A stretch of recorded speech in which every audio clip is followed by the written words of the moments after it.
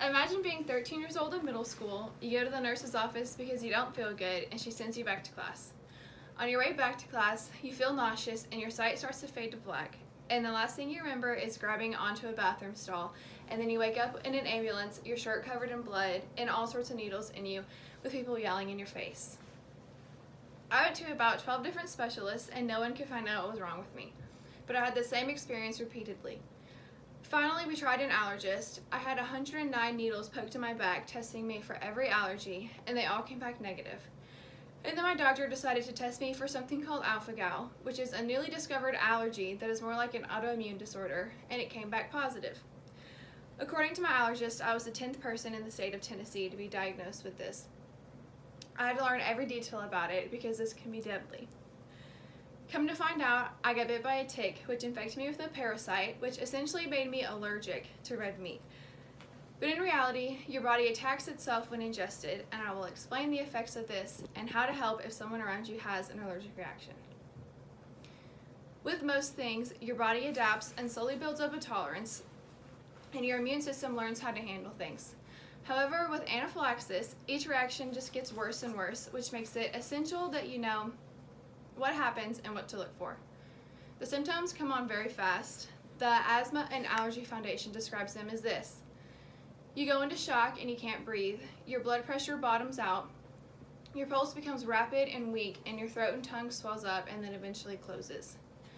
You have a very short time to help. According to the American College of Allergy, Asthma, and Immunity, they'll need an EpiPen injection within 5 to 15 minutes. You then have 10 to 20 minutes to get to the hospital, or the symptoms can reoccur, so EpiPens are only temporary fixes. So, how do you administer an EpiPen? On the EpiPen websites, it gives these instructions. So you remove the blue pin on top of the EpiPen, you swing hard and fast into the person's thigh, and you hold it for at least 10 seconds. This is just a general overview of allergies. Alpha-gal is a little bit different. So it was recently discovered, so it's still being researched, so not everything is known about it. It comes from a Lone Star tick. This tick infects you with this parasite called alpha-gal. Your body kills the parasite and gets rid of it, but it also makes things called memory cells so that if the parasite ever comes back, it knows how to deal with it. The structure of a red meat protein resembles that of the parasite.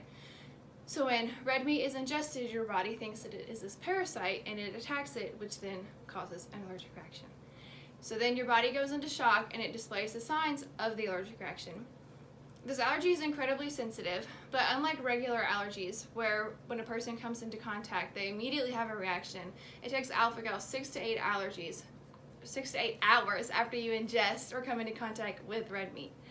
So it's super sensitive, so some examples are like if someone were to cut your hamburger and then cut a piece of chicken for you, you would have a reaction. So it made going out to eat very hard. But according to the Mayo Clinic, nearly 50 million people have severe allergies. So you never know when someone you know could go down or be exposed, and knowing how to help them could save lives. So now that you know how quickly this is spreading, I strongly encourage you to be aware of your body and what happens to it.